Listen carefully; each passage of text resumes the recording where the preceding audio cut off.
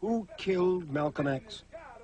3 black Muslims, members of the Nation of Islam, were convicted. But the current leader of the Nation of Islam, Louis Farrakhan, now acknowledges that words he spoke may have triggered the assassination. As I may have been complicit in words that I spoke, I acknowledge that and regret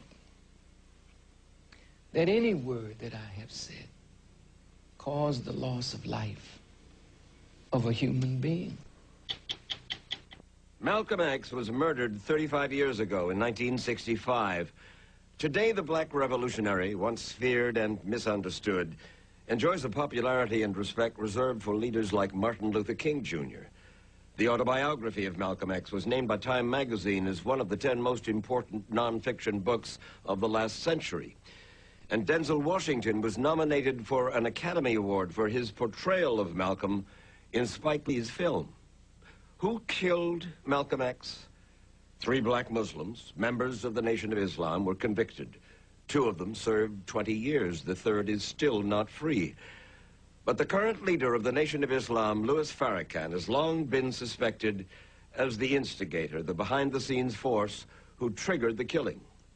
Malcolm's late widow believed that, as do his children to this day. But now, finally, Atala Shabazz, the eldest daughter of Malcolm X, and Louis Farrakhan agreed to talk about the assassination for the first time in front of a reporter. For Shabazz, not without some misgivings. I did not know if I wanted to sit across from him. I didn't know if my heart could handle it. Didn't know if she could sit with a man she still holds responsible for her father's death. Confronting Minister Farrakhan would not be easy. And for strength, she told us, she summoned the memory of her parents. Before I came here, I prayed and included my parents. They had to walk with me to the airport. They had to get me out of that hotel and into the property here. You see, Atala Shabazz was there in the Audubon Ballroom in 1965 in New York to watch her father make a speech. She was there with her 2 younger sisters and her pregnant mother. And Atala, only 6 years old, watched as gunmen killed her father. Here's how her late mother, Betty Shabazz, described the murder. I heard shots, and I saw people crawling on the floor. And so I got down too. But then when I was looking out and I saw someone look in amazement to the front, I knew they had shot my husband. And my children were crying, you know, what's going on? What's going on? Are they going to shoot us? I'm a child with a forever memory of the most significant man in my life standing at a podium and falling backwards. That's forever. Miss Shabazz, for several months, I carried the picture of your father with all of these bullet holes in his chest. And I looked at the man that taught me, the man that nurtured me, the man that was the example of a man to me. And I wept.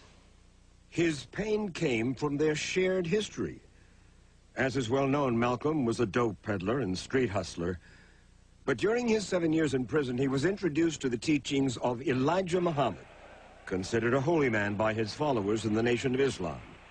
And eventually, Malcolm became the spokesman for the nation, at the time preaching that the white man was evil and calling for the separation of the races. And along the way, Louis Farrakhan, a former nightclub singer, became Malcolm's student, his acolyte. And Malcolm taught Farrakhan how to live as a black Muslim. Example, Nation of Islam members don't eat pork, don't smoke, don't drink alcohol, and do not have sex outside marriage. It is worthy, if you will, of expulsion. That is correct. Adultery. That is correct. Fornication was worthy of expulsion. But in 1963, Malcolm X learned that Elijah Muhammad himself had repeatedly committed adultery with some of his teenage secretaries and had children with them. Malcolm agonized over his discovery And in June of 1964, he told me about it. And he called some of these women who were living in Los Angeles at the time and let me listen to the conversation. And it became apparent that he was telling the truth. He told you about that, yes? Mm-hmm. At the same time, Malcolm was aware of other tensions growing within the Nation of Islam, for his popularity had begun to surpass that of Elijah Muhammad. There was a dynamic inside of the nation that troubled Brother Malcolm at the highest echelon of leadership. Well, the fact of the There matter... was envy. There was envy. Envy of Malcolm. Of Malcolm. By there you? No, never by me. Never by you? Never by me. Never. I truly loved this man. Who envied him? There are those in the circle who feared the kind of publicity that he was getting, the kind of attention that he was getting. He was the most vocal. He was the most loved. He was the most honored and respected. And he outshone the Honorable Elijah Muhammad. In certain areas, yes. In 1964, Malcolm X broke with the Nation of Islam to form his own organization based on orthodox Muslim principles, which include a respect for all races and religions. And how did Louis Farrakhan react? He began writing incendiary editorials in the Nation of Islam's newspaper. Let me read you what you wrote in December of 1964. The die is set, and Malcolm shall not escape, especially after such evil, foolish talk about his benefactor, Elijah Muhammad, in trying to rob him of the divine glory which Allah has bestowed upon him. Such a man as Malcolm is worthy of death. This was only 2 months before he was shot down. That is why people believe that you were responsible for the death of Malcolm X. No, not at all. My name was not among those at that time who were considered the players.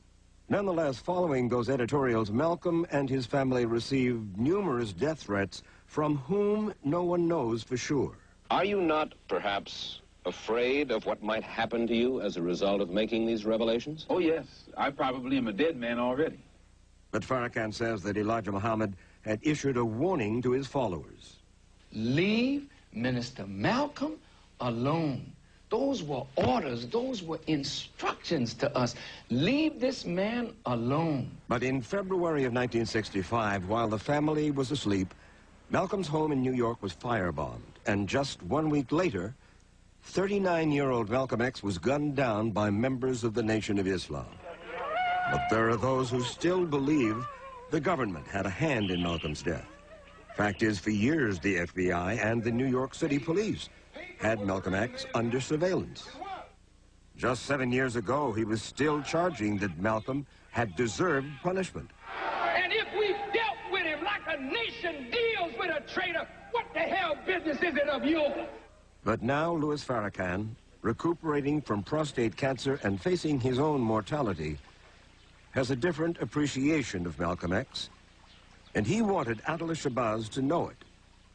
He did most of the talking during our 4-hour meeting.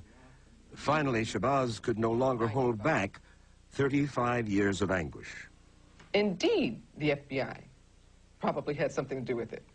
But we have to say that adult men between the ages of 20 and 40, black faces, who chose to put a trigger in their hands and unload until it was empty, have to be culpable.